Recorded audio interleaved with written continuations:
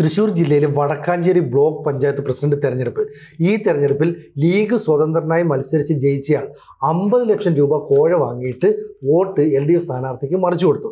അങ്ങനെ കഴിഞ്ഞ 15 വർഷമായിട്ട് തുടരുന്ന LDFിൻ്റെ ഭരണം അവിടെ തുടരാൻ സാധിച്ചു. പക്ഷേ ഈ ജാഫർ എന്ന് പറയുന്ന ലീഗിൻ്റെ ആ വിജയിച്ച മെമ്പർ അന്ന് പുറത്തു വന്നിട്ട് പറഞ്ഞു, എനിക്ക് അബദ്ധം പറ്റിപ്പോയി, ഞാൻ അറിയാതെയാണ് ഈ വോട്ട് മാറി ചെയ്തതെന്ന് പറഞ്ഞു. പക്ഷേ പിന്നീട് ഇയാൾ തന്നെ ഒരു കോൺഗ്രസ്സുകാരനോട് പറഞ്ഞു, അതായത് പ്രസിഡന്റ് തെരഞ്ഞെടുപ്പിൽ തോറ്റ ഷാനവാസിനോട്, ഞാൻ ഇത്രയും പൈസ വാങ്ങിയിട്ടുണ്ട്, 50 ലക്ഷം രൂപ കിട്ടി, എൻ്റെ ലൈഫ് സെറ്റിലാണ്. അങ്ങനെയൊക്കെ നടക്കുമോ കേരളത്തിൽ? ഈ ജാഫർ ലീഗ് സ്വതന്ത്രൻ ഈ കാര്യം വെളിപ്പെടുത്തിയത് ഷാനവാസിനോടല്ല, ഷാനവാസ് തോറ്റുപോയ ആളാ. വെളിപ്പെടുത്തിയത് കോൺഗ്രസിന്റെ വരവൂർ മണ്ഡലം പ്രസിഡന്റ് AM മുസ്തഫയോടാണ് വെളിപ്പെടുത്തിയത്. AM മുസ്തഫയോട് ഫോൺ സംഭാഷണത്തില് അത് മുസ്തഫ റെക്കോർഡ് ചെയ്തു. ഇപ്പൊ അത് ഷാനവാസാണ് ലീക്ക് ചെയ്തത്, തോറ്റുപോയത് ഷാനവാസാണ് ലീക്ക് ചെയ്തത്. ഈ ജാഫർ 50 ലക്ഷം രൂപ വാങ്ങിയ CPM-ൽ നിന്ന് വാങ്ങിയ മറ്റേ ജാഫർ ആ സംഭാഷണത്തിൽ പറയുന്ന ഇതാണ്: ഒന്നുകിൽ ബ്ലോക്ക് പഞ്ചായത്ത് പ്രസിഡന്റ് ആവാം, അല്ലെങ്കിൽ 50 ലക്ഷം രൂപ സ്വീകരിച്ച് LDFിന്റെ പ്രസിഡന്റ് സ്ഥാനാർത്ഥിക്ക് വോട്ട് നൽകാം. ഇതാണ് CPM മുമ്പിൽ വെച്ച 2 ഓപ്ഷൻസ്. ഞാൻ എൻ്റെ ലൈഫ് സെറ്റിലാക്കാനാണ് ജീവിക്കുന്നത്, അത് സെറ്റാവാനുള്ള ഒരു ഓപ്ഷൻ വരികയാണ്. ഇവിടെ 50 ലക്ഷമാണ് ഇപ്പോൾ ഓഫർ കിടക്കുന്നത്, 1-2 ഉറുപ്പ്യ അല്ല. നീയാണെങ്കിൽ നിന്റെ കണ്ണും മഞ്ഞളിക്കും, അല്ലെങ്കിൽ വടക്കാഞ്ചേരി ബ്ലോക്ക് പഞ്ചായത്ത് പ്രസിഡന്റ് സ്ഥാനം നിങ്ങളുടെ കൂടെ നിന്നാൽ, അതായത് UDFിന്റെ കൂടെ നിന്നാൽ, നറുക്കെടുത്താൽ മാത്രമേ കിട്ടുള്ളൂ. 7-7 എന്ന് പറഞ്ഞ് നിൽക്കല്ലേ. നീ നാളെ നോക്കിക്കോ, നാളെ കാണാം. ഇതാണ് ഫോണിൽ പറഞ്ഞത്. അതാണ് ഫോണിലുള്ള സംഭാഷണം. അതായത് CPM കൊണ്ടുവന്നിട്ട് 2 ഓപ്ഷൻ. ലീഗ് സ്വതന്ത്രനായിട്ട് ജയിച്ച 13ാം വാർഡിൽ നിന്ന് ആണ് ജയിച്ചത്. അവിടെ ഇനി ഉപതെരഞ്ഞെടുപ്പ് വരണം. കാരണം ഇങ്ങേര് ഈ കാശും മേടിച്ചിട്ട് LDFന് വോട്ട് ചെയ്ത് മെമ്പർ സ്ഥാനം രാജിവെച്ചു പോയി. ഇപ്പൊ ഒളിവില, ഇപ്പൊ കാണാനില്ല, കാരണം വിജിലൻസ് കേസ് എടുത്തിരിക്കുകയാണ്. അപ്പൊ അങ്ങനെ ആണ് വടക്കാഞ്ചേരി ബ്ലോക്ക് തളി ഡിവിഷനിൽ നിന്നാണ് ജാഫർ ജയിച്ചത്. അപ്പോൾ ഇത് 50 ലക്ഷം വാങ്ങിച്ച ആള് തന്നെ ഞാൻ ലൈഫ് സെറ്റിലാക്കി 50 ലക്ഷം മേടിച്ചു എന്ന് പറഞ്ഞിട്ടുണ്ട്. മാത്രമല്ല, അയാൾ വാക്ക് കൊടുത്ത പോലെ, CPM-ന് വാക്ക് കൊടുത്ത പോലെ അയാൾ ചെയ്തു. അയാൾ പോയി പ്രസിഡന്റ് തെരഞ്ഞെടുപ്പില് LDF സ്ഥാനാർത്ഥി KV നഫീസയ്ക്ക് വോട്ട് ചെയ്തു. അവർ ജയിച്ചു. LDFിൽ മറ്റേ CPM പ്രസിഡന്റ് ആയി അവിടെ ബ്ലോക്കില്. നഫീസ പ്രസിഡന്റ് ആയി. നഫീസ അവിടെ മറ്റേ ജില്ലാ സെക്രട്ടേറിയറ്റ് അംഗമാണ് CPM-ന്റെ. അവര് ജനാധിപത്യ മഹിളാ അസോസിയേഷൻ ജില്ലാ പ്രസിഡന്റ് ഒക്കെ ആയിരുന്നു. അതിന്റെ സംസ്ഥാന കമ്മിറ്റിയിലും ഒക്കെ ഉണ്ട് നഫീസ. അപ്പൊ ഈ വൈസ് പ്രസിഡന്റ് തെരഞ്ഞെടുപ്പില് ഇയാളോട് ഹാജരാകണ്ടെന്ന് പറഞ്ഞിരുന്നു. ഇയാള് ഹാജരായില്ല. അതും LDFന് കിട്ടി. അപ്പൊ ഇയാള് പറഞ്ഞ 2 കാര്യങ്ങൾ ഇയാള് നിവർത്തിച്ചു. അപ്പൊ പിന്നെ കാശ് കിട്ടിയത് കൊണ്ടാണല്ലോ അത് ചെയ്തിട്ടുണ്ടാവുക. മാത്രമല്ല, CPM-ന്റെ ലോക്കൽ കമ്മിറ്റി അംഗമോ മറ്റോ ഫോണിൽ ചെയ്തിട്ട് പറഞ്ഞു, ജാഫർ നീ ധൈര്യമായിട്ട് എന്തൊരു ആവശ്യമുണ്ട് വിളിച്ചാൽ മതി എന്ന് പറഞ്ഞാൽ സംരക്ഷണം കൊടുക്കാനും LDF തയ്യാറാണ്. അതാണ് അവരുടെ സംരക്ഷണത്തിലാണെന്നുള്ളതാണ്. കാരണം എന്താന്ന് വെച്ചാൽ വിജിലൻസ് സർക്കാരിന്റെ കയ്യിൽ തന്നെയാണ്. അപ്പൊ അതിലും ഞങ്ങൾ ഊരിക്കോളാന്നായിരിക്കുമല്ലോ CPM. എല്ലാ വാഗ്ദാനവും സാധാരണഗതിയിൽ CPM വാഗ്ദാനമൊക്കെ എല്ലാവർക്കും പാലിക്കാറുണ്ട്. അത് സംസ്ഥാന തലത്തിലും ഒക്കെ അങ്ങനെ തന്നെയാണ്. അപ്പൊ LDFനും UDFനും 7 വീതം അംഗങ്ങളാണ് ഉണ്ടായിരുന്നത്. അപ്പൊ നറുക്കെടുത്ത് പോയേനെ. അത് ഒഴിവാക്കാനാണ് ജാഫർ കൂറുമാറി വോട്ട് ചെയ്യുന്നത്. അപ്പോ ഈ പണം ലഭിച്ചു കഴിഞ്ഞാൽ രാജിവെച്ച് രാഷ്ട്രീയം അവസാനിപ്പിക്കുന്നതാണ് പുള്ളി പറയുന്നത്. 50 ലക്ഷം രൂപ കിട്ടി, ഇനി വല്ല ബിസിനസ് ഒക്കെ ചെയ്ത് ജീവിച്ചോളും, ജീവിക്കുമായിരിക്കും. ഏതെങ്കിലും ഒരു സമയത്ത് ഹജ്ജിനും ഒക്കെ പോയി ഹാജിയൊക്കെ ആകാനുള്ള സാധ്യതയൊക്കെ ഉണ്ട്. പ്രസിഡന്റ് തെരഞ്ഞെടുപ്പിൽ തോറ്റത് UDFിലെ PI ഷാനവാസാണ് ഇത് ഇപ്പൊ ലീക്ക് ചെയ്ത് നമ്മളിപ്പോ പറഞ്ഞ കാര്യം ചെയ്തിരിക്കുന്നത്. അപ്പൊ മുസ്തഫ ഇത് സ്ഥിരീകരിച്ചിട്ടുണ്ട്. ഈ സംഭാഷണം നടന്നതാണ് എന്നുള്ള കാര്യം മുസ്തഫയും സ്ഥിരീകരിച്ചു. അപ്പൊ കക്ഷികൾ മുഴുവൻ, ഇതുമായി ബന്ധപ്പെട്ട ആളുകളൊക്കെ ഇത് കൺഫേം ചെയ്ത് കഴിഞ്ഞു. ഇത് ഇന്നയാളുടെ ശബ്ദം തന്നെയാണ്, എന്നോട് തന്നെയാണ് സംസാരിച്ചത് എന്നൊക്കെ പറഞ്ഞു കഴിഞ്ഞു. പക്ഷെ ജാഫർ വിശദീകരിച്ച് ഞാൻ തമാശക്ക് പറഞ്ഞാണെന്നാണ്. അത് ഓടില്ലല്ലോ. കാരണം മണി ട്രെയിൽ എന്ന് പറഞ്ഞ സംഭവമുണ്ട്.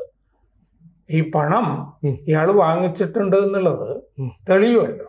അതെ, ബാങ്കിലിട്ടിട്ടുണ്ടെങ്കിൽ അതിൽ നിന്ന് തന്നെ അറിയാൻ പറ്റും.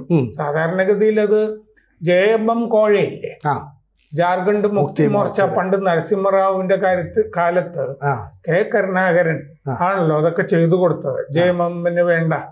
അപ്പോ അവര് കൊണ്ടുപോയി ബാങ്കിലിട്ടു കോഴപ്പണം. അപ്പൊ ബാങ്കിൽ അത് അവൈലബിൾ ആയിരുന്നു. ഇയാൾ എന്താ ചെയ്യുന്നതെന്ന് വെച്ച് കഴിഞ്ഞാൽ ഇത് അന്വേഷിച്ച് കണ്ടുപിടിക്കാനൊക്കെ വളരെ എളുപ്പമാണ്. ഭാര്യയുടെ പേരിലോ അളിയന്റെ പേരിലോട്ടെങ്കിലും അത് അറിയാൻ പറ്റും. അപ്പൊ KPCC ജനറൽ സെക്രട്ടറി അനിൽ അക്കര DGPക്കും വിജിലൻസ് ഡയറക്ടർക്കും പരാതി കൊടുത്തിട്ടുണ്ട്. ഇത് സംബന്ധിച്ച അന്വേഷണം നടക്കുന്നുണ്ട്. 15 കൊല്ലമായിട്ട് LDF ഭരണം ഈ വടക്കാഞ്ചേരി ബ്ലോക്കിൽ നടക്കുന്നുണ്ട്. അത് ഇത്തവണ അത് പോവോ, നറുക്കെടുത്താൽ പോയാലോ, അതുകൊണ്ടാണ് 2010 മുതൽ 15 കൊല്ലമായിട്ട് അവരുടെ കയ്യിലാണ്. 2020 അതായത് ഏറ്റവും ഒടുവിൽ ഇത്തവണത്തേന് മുമ്പ് നടന്ന തെരഞ്ഞെടുപ്പിൽ 13 സീറ്റിൽ 11 LDF നേടിയിരുന്നു. LDFന് ഇത്തവണ കുറെ സീറ്റുകൾ നഷ്ടം വന്നു. അവിടെ മൃഗീയ ഭൂരിപക്ഷം ആയിരുന്നു. അപ്പോൾ LDFനും UDFനും ആ സ്ഥലത്താണ് തുല്യ നില വന്നത്. അപ്പൊ കുതിര കച്ചവടം നടത്തണം, കോഴ കൊടുക്കണം.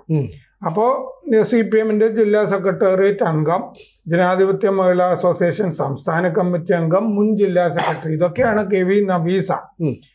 അവര് ലീഗ് സ്വതന്ത്രന്റെ വോട്ട് മേടിച്ച്.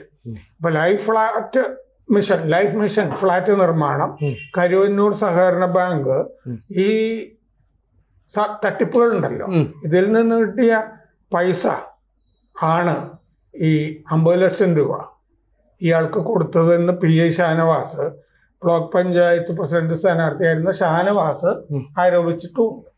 ശരിക്കും പറഞ്ഞു കഴിഞ്ഞാൽ ഈ കൂറുമാറാനായിട്ട് CPM കോഴ കൊടുത്തു എന്നുള്ളത് വാസ്തവമാണ്. ഇനി അതിനെ ചുവടുപിടിച്ച് അന്വേഷണം വരുമ്പോഴും ഇയാൾ രാജിവെച്ചതോടുകൂടി ഇയാൾ സേഫ് അല്ലേ ഏകദേശം. ഇനി ഇയാളുടെ പേരിൽ വലിയ പ്രശ്നങ്ങളൊക്കെ ഉണ്ടാകും. അപ്പോൾ UDF എത്ര ആരോപണമായിട്ട് വന്നാലും ഇയാൾ രാജിവെച്ചു, ഇയാൾക്ക് പൈസ കിട്ടി, ലൈഫ് സെറ്റിലായി. സർക്കാർ LDFനാണെങ്കിൽ ഭരണം നഷ്ടപ്പെടാനുള്ള സാധ്യത വളരെ കുറവാണ്. ഇനി ജയിച്ച് വന്ന് വീണ്ടും ഇതൊക്കെ വരണമെങ്കിൽ 6 മാസം 8 മാസമൊക്കെ കഴിയണമല്ലോ പിന്നെ. അപ്പോൾ ശരിക്കും CPM കൃത്യമായി കളിച്ചു എന്നല്ലേ നമ്മൾ മനസ്സിലായി. JMM കോഴയുടെ കാര്യം ഞാൻ പറഞ്ഞില്ലേ, അതെ, അത് കേസായല്ലോ. അത് ബാങ്കിൽ കൊണ്ട് ഇട്ടോണ്ടല്ലേ സാർ? അല്ല, ഇത് മണി ട്രെയിൽ എന്നും ഞാൻ പറഞ്ഞില്ലേ, അത് ഈ വിജിലൻസ് കണ്ടുപിടിക്കണം ഇനി. അതായത് ഈ 50 ലക്ഷം രൂപ എന്ന് പറയുന്നത് മറ്റേ വശത്ത് ഈ 50 ലക്ഷം രൂപ എവിടെന്നെങ്കിലും വിത്ഡ്രോ ചെയ്തോ ബാങ്കിൽ നിന്ന്, അതാണല്ലോ ഒന്നാമത്തെ കാര്യം. അതെ, അത് CPM ആ സമയത്ത് ഏതെങ്കിലും ഒരു ബാങ്കിൽ നിന്ന് വിത്ഡ്രോ ചെയ്തതാകണമെന്നില്ല, CPM ആയതുകൊണ്ട്. അല്ലാത്ത പണമായിരിക്കും. അപ്പൊ ആ ഭാഗത്ത് ആ വിത്ഡ്രോവൽ നമുക്ക് കാണാനായിട്ട് പ്രയാസം ആയിരിക്കും എന്നാണ് ഞാൻ ഊഹിക്കുന്നത്. ഇവിടെ ജാഫറിന് കൊടുത്തല്ലോ, അത് ജാഫറിന്റെ കയ്യിൽ പുതുതായിട്ട് കിട്ടിയ പൈസയല്ലേ? അതെ, കഴിഞ്ഞ 3-4 ദിവസത്തിന്റെ ഇടയ്ക്കോ മറ്റോ കിട്ടിയ പൈസയല്ലേ? അത് അയാൾ എന്ത് ചെയ്തു എന്നുള്ളത് കണ്ടുപിടിക്കാൻ പറ്റുമല്ലോ. അതാണ് ആ സംഭവമാണ് ഇനി നടക്കേണ്ടത്. അങ്ങനെ പെട്ടെന്നൊരാളുടെ കയ്യിൽ 50 ലക്ഷം രൂപ, ഇത് ബാക്കി തെളിവുകളൊക്കെ ഉണ്ട്. 50 ലക്ഷം രൂപ എനിക്ക് കിട്ടി എന്നുള്ള മണ്ടത്തരമൊക്കെ ഇയാള് ഫോണിൽ തന്നെ പറയുന്നുണ്ട്. ആ ഭാഗം കറക്റ്റായിട്ട് കിട്ടിയിട്ടുണ്ട്. ഇനി മറ്റേത് ഈ 50 ലക്ഷം രൂപ അയാൾ എന്ത് ചെയ്തിരിക്കുന്നു എന്നുള്ളത് ഇപ്പം അന്വേഷിച്ച് കണ്ടുപിടിക്കണം. അയാളത് എവിടെ ഇട്ടിരിക്കുന്നു, അയാൾ ഇനി എവിടെയെങ്കിലും ബാങ്ക് കൊണ്ടുപോയി ഡെപ്പോസിറ്റ് ചെയ്യുകയോ എന്തെങ്കിലും ചെയ്തിട്ട് പെട്ടെന്ന് അത് വിത്ഡ്രോ ചെയ്ത് കൊണ്ടുപോവുകയോ എന്തെങ്കിലും ചെയ്തിട്ടുണ്ടോ എന്നൊക്കെയുള്ള കാര്യങ്ങളൊക്കെ അന്വേഷിച്ച് കണ്ടുപിടിക്കണം. അതിനാണല്ലോ അയാളെ പിടിച്ചിട്ട് ചോദ്യം ചെയ്യേണ്ടത്. അതിൽ നിന്ന് പരമാവധി രക്ഷിക്കാനായിട്ട് CPM ശ്രമിക്കും എന്നുള്ള കാര്യം എല്ലാവർക്കും അറിയാം. അപ്പൊ എന്തായാലും ഈ കോഴ, ജാർഖണ്ഡ് മുക്തി മോർച്ചയുടെ കോഴ വലിയ ലെവലിലായിരുന്നെങ്കിൽ ഇതൊരു ബ്ലോക്ക് തലത്തില് ഈ കോഴ നടന്നിരിക്കുന്നു എന്നുള്ളതാണ്. അത്യാവശ്യം തെളിവുകളുണ്ട്. CPM ഇതുപോലൊരു നാറിയ രാഷ്ട്രീയം ഈ പ്രാദേശിക തലത്തിൽ ഇങ്ങനെ ചെയ്തിട്ടുണ്ടെങ്കിൽ ഇത് വേറെ തലങ്ങളിലും ഒക്കെ ഇത്തരം രാഷ്ട്രീയം അവര് കൈയാളുന്നുണ്ടാകും എന്നാണല്ലോ ഇതിൽ നിന്ന് നമ്മൾ മനസ്സിലാക്കുന്നത്. അപ്പോൾ പല സ്ഥലത്തും പലതരത്തിലും ആളുകളെ കൂറുമാറ്റി പല പഞ്ചായത്തുകളും ബ്ലോക്കുകളും ഒക്കെ പിടിക്കാനുള്ള ശ്രമങ്ങൾ നടക്കുമ്പോൾ ഇതിൻ്റെയൊക്കെ പിന്നിൽ ഇത്തരം കോഴയുണ്ട് എന്നർത്ഥം. കോഴ രാഷ്ട്രീയം എന്നുള്ളത് പണ്ട് CPM ചെയ്തുകൊണ്ടിരുന്ന ഒരു രാഷ്ട്രീയമല്ല. അതൊരു ആദർശ രാഷ്ട്രീയത്തിൻ്റെ പേരിൽ അറിയപ്പെട്ട് പാവങ്ങളുടെ ഒരു പാർട്ടിയായിട്ടൊക്കെ കുറെ കാലം നിലനിന്നിരുന്ന ഒരു പാർട്ടിയാണത്. ഇപ്പൊ അതല്ല.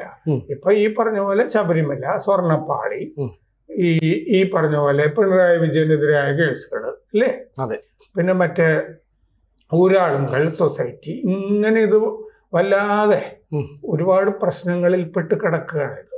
ഈ നിയമസഭാ തെരഞ്ഞെടുപ്പില് ഇതിങ്ങനെ അലടിച്ചു കൊണ്ടേയിരിക്കുമല്ലോ, അപ്പോഴും ശബരിമല പ്രശ്നം തീരില്ല. അതിനു പുറമെയാണ് ഇതേ ഇങ്ങനെ കോഴ ജനാധിപത്യത്തിലാണ് CPM വിശ്വസിക്കുന്നത്, കോഴ ജനാധിപത്യമാണ് നടത്തിക്കൊണ്ടിരിക്കുന്നത് എന്നുള്ളതിന്റെ തെളിവ് വരുന്നത്. മറ്റേ പാട്ടില്ലേ, പോറ്റിയെ ആ പാട്ട് അടുത്ത നിയമസഭയിൽ അലയടിച്ചുയരുന്നത് പോലെ തന്നെ ഈ ഫോൺ സംഭാഷണം എല്ലായിടത്തും കേൾപ്പിക്കാറുള്ളൂ. തിരിച്ചടി കിട്ടാനുള്ള സാധ്യത. ഈ ജാഫറിന് പ്രത്യക്ഷപ്പെടാതിരിക്കാനൊന്നും പറ്റില്ല. എത്ര കാലം ഒളിവിൽ കഴിയാൻ പറ്റും? അന്വേഷിച്ച് കണ്ടുപിടിച്ചില്ല എങ്കിൽ ഇത് പിന്നെയും മാങ്കുട്ടൻ കേസ് പോലെ അയാൾക്കും അന്ന് ഇവിടുത്തെ മറ്റേ പോലീസ് സംരക്ഷണം കവചം കൊടുത്തു എന്നുള്ളതാണല്ലോ.